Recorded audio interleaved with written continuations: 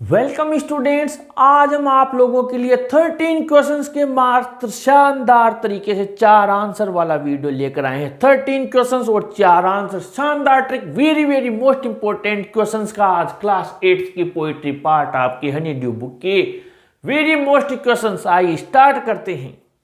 पहला क्वेश्चन आपके the ant and the cricket आपकी पोएम से लिया है।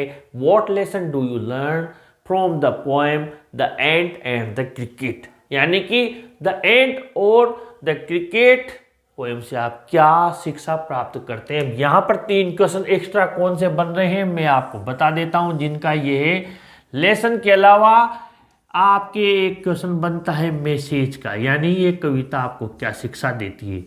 एक क्वेश्चन बनता है आपके थीम का, यानी इसकी विषय वस्तु क्या है। एक क्वेश्चन बनता है आपके यहाँ पर सेंट्रल आइडिया का, यानी कि ये 3 हो गए, यानी टोटल मिलाकर इसमें 4 क्वेश्चंस आपके बन रहे हैं। इस जगह पर आंसर ये एक ही है। इन 3 का भी कॉमन है और ये भी एक है। 4 का एक।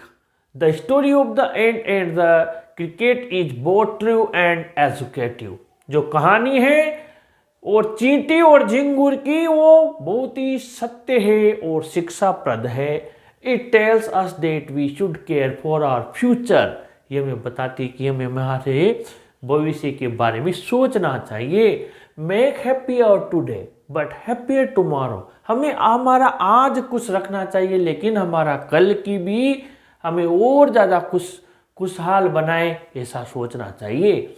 The poet indicates those people who spend all what they earn and make merry. कवि यहाँ पर हमें वो बताता है कि उन लोगों के बारे में जो कि जितना भी कमाते हैं सारा इधर उधर आनंद मनाने में, फालतू के कामों में बर्बाद कर देते हैं। They don't care for their future.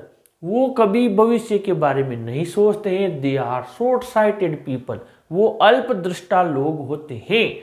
Number 2, why does the poet turn down the king's the old man's the fair maid's offer. अब यहाँ पर कितने हो गए? 1, 2 और 3।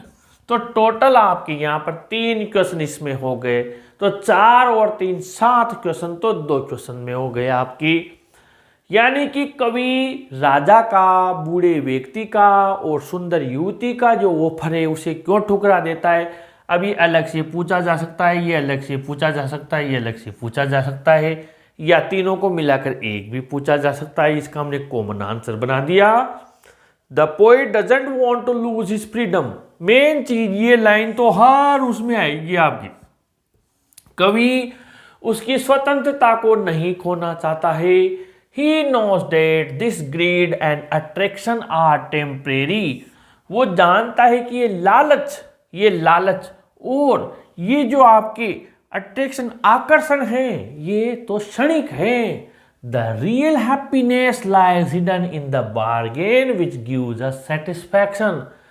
असली खुशी तो उस बारगेन में, उस सौदे में छिपी हुई है जो कि हमें सेटिस्फैक्शन दे, संतुष्टि दे। तो 3 का ये एक मोस्ट इंपॉर्टेंट है। Number 3, why does the speaker accept the child's offer for nothing. ये स्पीकर और पोइट एक, ये कहीं पर आपको स्पीकर दे देगा और कहीं पर आपको पोइट दे देगा, इसका मतलब एक ही है। स्पीकर जो वक्ता है वो बालक का ऑफर क्यों स्वीकार कर लेता है? फॉर नथिंग, यानी वो बदले में कुछ नहीं देता है। ये भी द लास्ट बार्गेन से लिया है। आंसर है the bargain with the child for nothing is the best bargain for the speaker. ये भी क्वेश्चन पूछा जा सकता है कि जो बच्चे के साथ उसने बार्गेन किया वो सबसे बेस्ट क्यों रहा।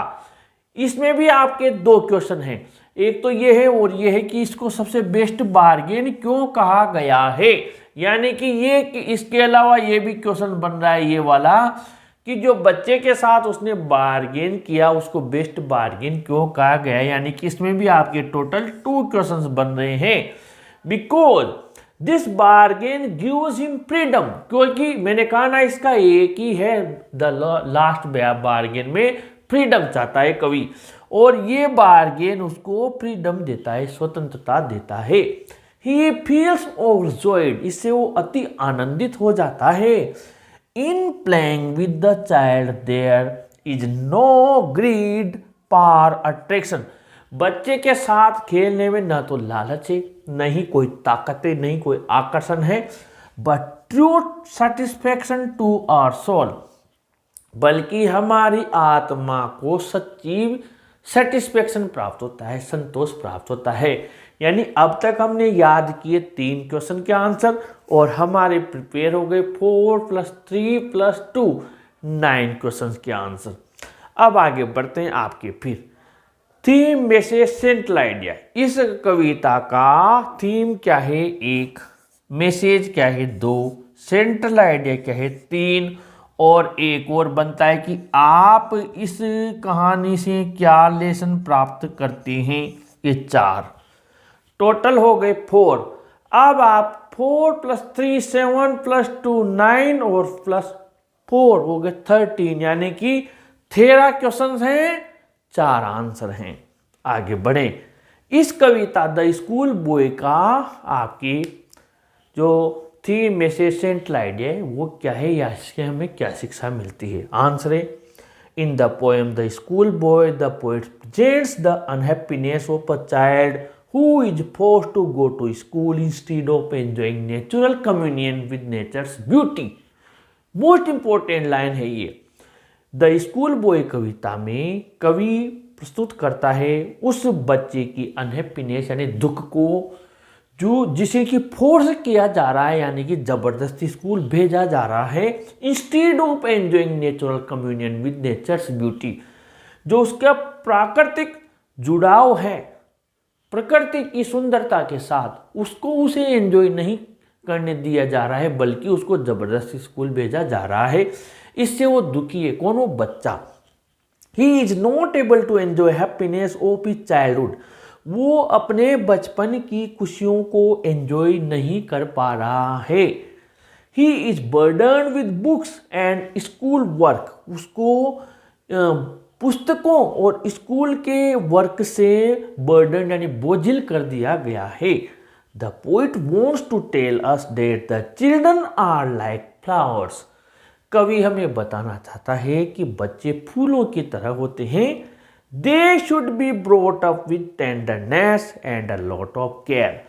उनको बड़े ही कोमलता और ध्यान से हमें ब्रॉट अप या नर्चर्ड करने की जरूरत होती है, लालन पालन करने की जरूरत होती है। We should not take away their freedom. हमें उनकी स्वतंत्रता को नहीं छीनना चाहिए। तो ये हमने आपके टोटल इतने सारे क्वेश्चंस लिए हैं। 4 + 3 7 2 9 +4 13 क्वेश्चंस और मात्र 4 आंसर बनाए हैं। है ना शानदार ट्रिक? ऐसे ही वीडियोज के लिए अपने चैनल को भी सब्सक्राइब कीजिए और इस वीडियो को भी जरूर लाइक शेयर कीजिए। Thank you.